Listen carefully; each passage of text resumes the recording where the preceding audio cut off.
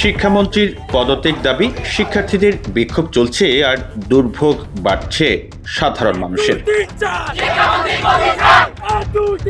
মূলত কয়েকদিনের টানা বৃষ্টিতে সারা দেশে চরম দুর্ভোগে পড়েন সব শ্রেণী পেশার মানুষ। এরই মধ্যে চলছে এইচএসসি ও সমমানের পরীক্ষা। বৃষ্টি ও জলাবদ্ধতার কারণে অনেক এলাকায় ঘর থেকেও বের হওয়া কঠিন ছিল। আর এমন বাস্তবতায় শিক্ষার্থী ও অভিভাবকরা সোমবারের পরীক্ষা পেছানোর দাবি করেছিলেন, কিন্তু আমলাতান্ত্রিক জটিলতায় মন্ত্রণালয় তাদের দাবিকে গুরুত্ব না দিয়ে পরীক্ষা নেওয়ার সিদ্ধান্ত বহাল রাখে। আর এতে করেই অনেক শিক্ষার্থী বিপাকে পড়ে।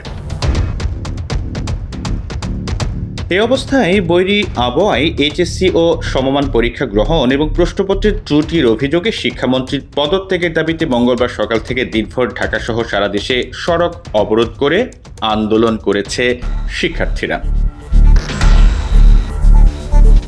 এই আন্দোলন থেকে তারা শিক্ষামন্ত্রীর পদত্যাগ সহ ৮ দফা দাবি জানায়। সন্ধ্যা ৬টার মধ্যে মন্ত্রীর পদত্যাগ এবং অসঙ্গতিপূর্ণ বক্তব্যের জন্য ক্ষমা চাওয়ার আলটিমেটাম দেওয়া হয়। এরই প্রেক্ষিতে জাতীয় সংসদে দুঃখ প্রকাশ করে শিক্ষামন্ত্রী আ.ন.ম এহসানুল হক মিলন বলেন যে, আমার ব্যক্তিগত মন্তব্য নিয়ে অনেকেই আপত্তি জানিয়েছেন। আমি উদ্দেশ্য প্রণোদিতভাবে কাউকে কিছু বলিনি, তারপরও কেউ যদি আহত হয়ে থাকেন আমি দুঃখ প্রকাশ করছি।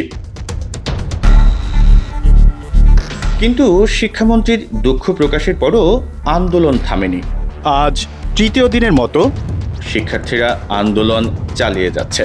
উত্তরা সহ রাজধানীর বেশ কিছু এলাকায় সড়ক অবরোধ করে আন্দোলন করছে শিক্ষার্থীরা।